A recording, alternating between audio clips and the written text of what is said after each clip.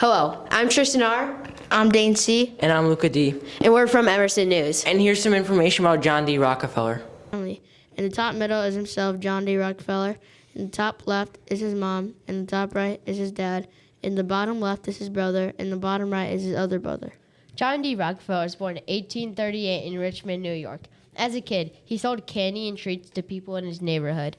He used this money to provide for his family because his dad was rarely home because he was working.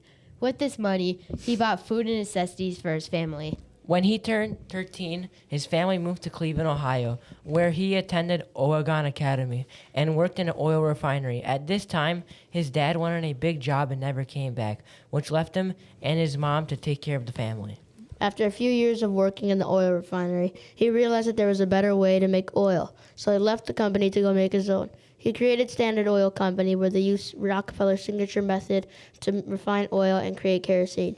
At this time, he also made big deals with Andrew Carnegie and Cornelius Vanderbilt to expand his business. He lit up America for the time being until tragedy struck. In 1879, when Rockefeller was 41 years old, Nikola Tesla invented the standard light bulb. This invention ruined Rockefeller's career because there wasn't as much need for oil anymore. Kerosene wasn't needed because light bulbs lit up houses, and oil was only used for appliances and automobiles. This was the start of the downfall of Rockefeller's career. At the peak of Rockefeller's career, he had 34 massive factories and over 1,200 miles of oil pipeline. He also had many allies and settled many deals with other big companies. Some of his main allies were Cornelius Vanderbilt. Andrew Carnegie Vanderbilt traveled his oil all the way across the country, while Carnegie provided enough steel to make pipes in his factories.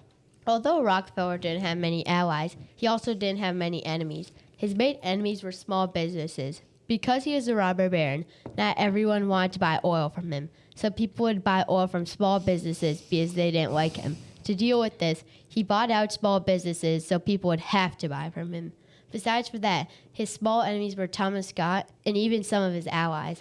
Thomas Scott used to work with Rockefeller, but he left him to work with Vanderbilt. After that, Rockefeller swore to do better than he did.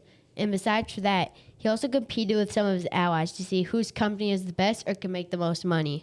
Rockefeller is very important because he left a legacy on America. He lit up America during his times, and he inspired people like Nikola Tesla to make better lighting and power instead of oil because there wasn't a limited supply of oil on Earth.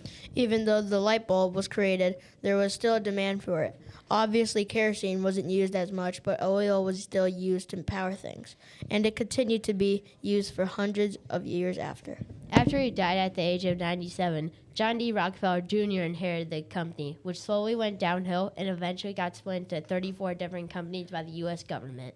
That's all about John D Rockefeller. Thank you for listening to us. And we hope you enjoyed and learned a little bit more.